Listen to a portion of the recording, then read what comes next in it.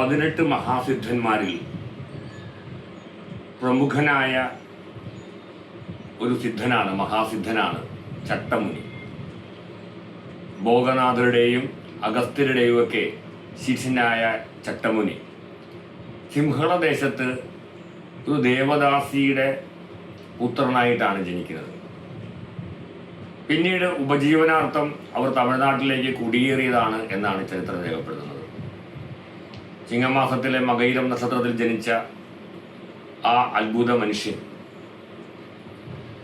മാതാപിതാക്കളുടെ കൂടെ കൃഷിജോലികളിൽ ഏർപ്പെടുകയും പ്രായപൂർത്തിയായ സമയത്ത് വിവാഹം കഴിക്കുകയും പിന്നീട് ഭാരതത്തിൻ്റെ സിദ്ധചരിത്രത്തിൽ അനേകം അത്ഭുതങ്ങൾ കാണിക്കുകയും ചെയ്ത ഒരു മഹാസിദ്ധയോഗിയാണ്. ഈ സിദ്ധയോഗിയെക്കുറിച്ചിട്ടുള്ള കാര്യങ്ങളാണ് ഈ വീഡിയോയിലൂടെ പ്രതിപാദിക്കുന്നത്. മാന്യ പ്രേക്ഷകർക്ക് ജ്യോതിഷ ദീപത്തിലേക്ക് ഹാർദമായ സ്വാഗതം.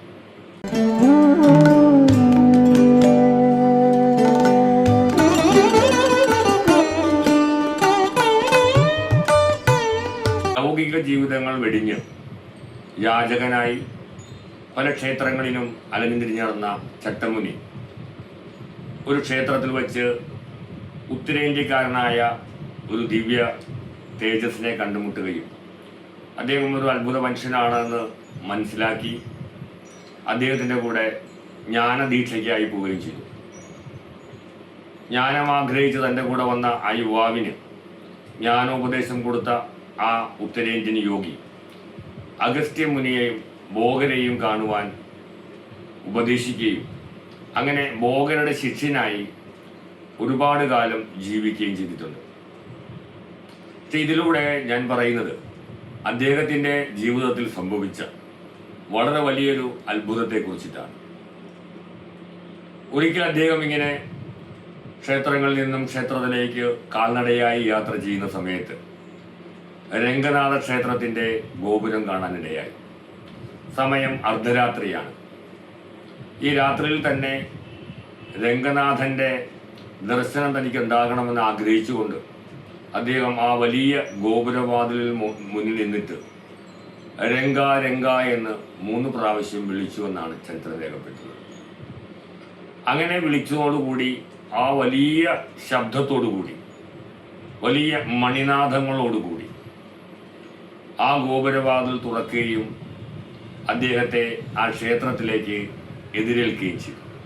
ശ്രീകോവിലിന് മുന്നിലെത്തിയ രംഗനാഥൻ്റെ സർവാഭരണ വിഭൂഷണായി കാണുന്ന രംഗനാഥൻ്റെ ശരീരത്തിൽ അണിഞ്ഞിരുന്ന എല്ലാ സ്വർണ്ണാഭരണങ്ങളും ഉടൻ തന്നെ ചട്ടമുനിയുടെ ദേഹത്തേക്ക് വന്ന് പ്രവേശിച്ചു. അർദ്ധരാത്രിയിൽ ഗോപുരവാതിൽ തുറക്കുകയും ക്ഷേത്രത്തിൽ മണിയൊച്ച കേൾക്കുകയും ചെയ്തപ്പോൾ ഇത് കേട്ട് ആ സമീപവാസികളായിട്ടുള്ള ഭക്തജനങ്ങളെല്ലാം എന്താണ് സംഭവിക്കുന്നത് എന്നറിയാനായിട്ട് ഓടിക്കൂടി. അങ്ങനെ കൂടിയ സമയത്ത് രംഗനാഥൻ്റെ ക്ഷേത്രത്തിൽ രംഗനാഥൻ്റെ ദേഹത്ത് അണിഞ്ഞിരിക്കുന്ന സർവ്വ സ്വർണ്ണാഭരണങ്ങളും അണിഞ്ഞ് യാചക വേഷധാരിയായ ഒരാൾ അവിടെ നിൽക്കുന്നത് കണ്ടു. അവരോടൊപ്പം തന്നെ ഈ സ്വർണ്ണാഭരണങ്ങളെല്ലാം അഴിച്ചു വാങ്ങി ശുദ്ധി ചെയ്ത് വീണ്ടും ആ വിഗ്രഹത്തിൽ അണിയിച്ച് ഈ യാചകനായ അർദ്ധരാത്രിയിൽ ഈ ക്ഷേത്രത്തിൽ പ്രവേശിച്ച ചട്ടമുനിയെ മോഷ്ടാവെന്ന് ധരിച്ച് അവർ രാജാവിൻ്റെ മുന്നിൽ കൊണ്ടുവന്നാക്കി. രാജാവിൻ്റെ മുന്നിൽ ഹാജരാക്കപ്പെട്ട ചട്ടമുനിയോട്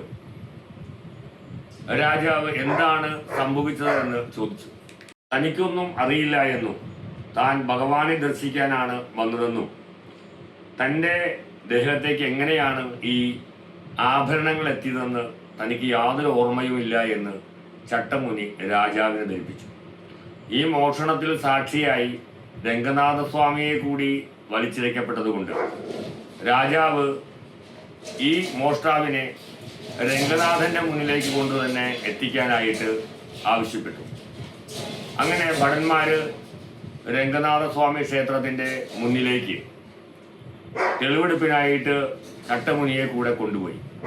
വീണ്ടും എല്ലാവരുടെയും ഭക്തജനങ്ങളുടെയും രാജാവിൻ്റെ ഉദ്യോഗസ്ഥന്മാരുടെയൊക്കെ സാന്നിധ്യത്തിൽ ചട്ടമുനി രംഗനാഥസ്വാമി ക്ഷേത്രത്തിൻ്റെ മുന്നിലെത്തുകയും അവിടെ നിന്ന് ആദ്യം ചെയ്ത പോലെ തന്നെ രംഗ രംഗ എന്ന് 3 പ്രാവശ്യം വിളിച്ചപ്പോൾ അടഞ്ഞുകിടന്ന വാതിലുകൾ ഹുങ്കാര ശബ്ദത്തോടുകൂടി തുറക്കപ്പെട്ടു.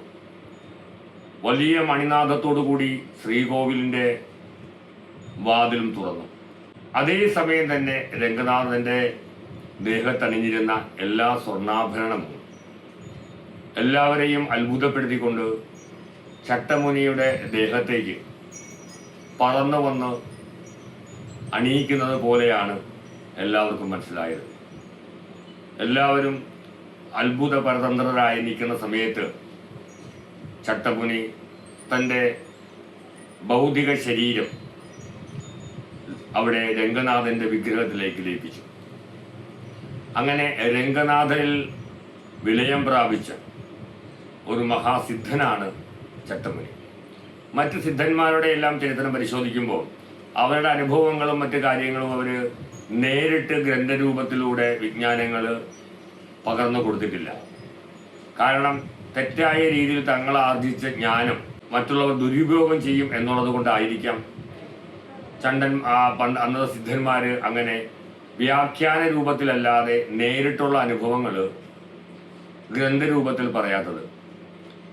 എന്നാൽ ചട്ടമുനി ആകട്ടെ തൻ്റെ ജീവിതാനുഭവങ്ങളെല്ലാം നേരിട്ട് ആളുകളിലേക്ക് എത്തിച്ചു എന്നുള്ളതാണ് സത്യം.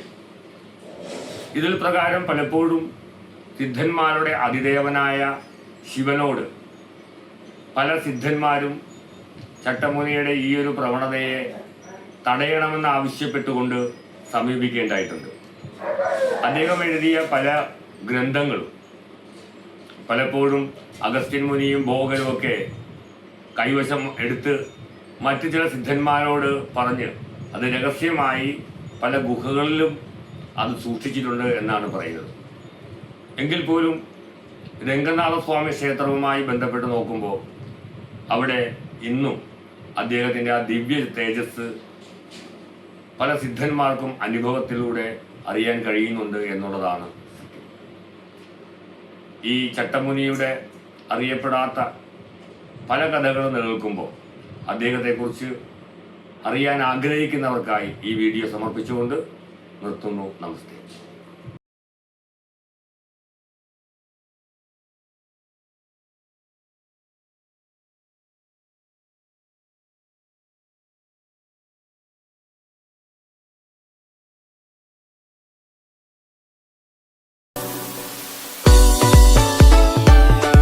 Like, share, subscribe.